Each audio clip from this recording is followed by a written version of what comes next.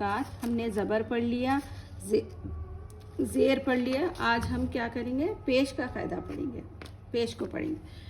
پیش کو بھی معروف پڑھا جائے اور مجہول آواز سے بچا جائے, تھوڑا بھی نہ کھینچے. یہاں پر کیا پڑھیں؟ پیش کون سا قاعدہ ہے؟ حرکات ہے. تو ہمیں حرکات کو تینوں کو بھی جلدی پڑھنا ہے, چاہے وہ پیش رہو, چاہے زیر رہو, چاہے زبر رہو. ہم کیا کرنا ہے؟ تینوں کو بھی جلدی پڑھنا ہے. میں بار بار اس لیے بتا رہا ہوں کہ آپ گرامر یعنی گرامر کو جتنی اچھے سے آپ سمجھیں گے, یقین مانیے آپ کو قرآن مجید پڑھنے میں اتنی آسانی ہوگی کہ آپ کو پتہ بھی نہیں چلا کہ آپ پہلی مرتبہ قرآن مجید پڑھیں اور اتنی اچھے سے پڑھ رہے ہیں. ٹھیک ہے, آپ جو بھی قاعدہ ہے آپ اچھے سے اس کو سمجھیں.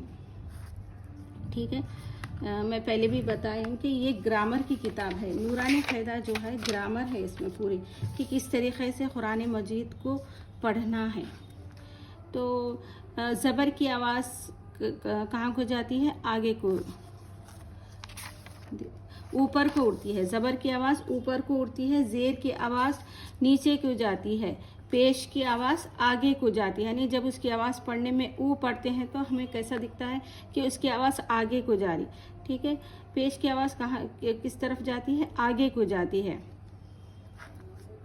تو حمزہ پیش او, با پیش بو, تا پیش تو, ثا پیش سو, جیم پیش جو,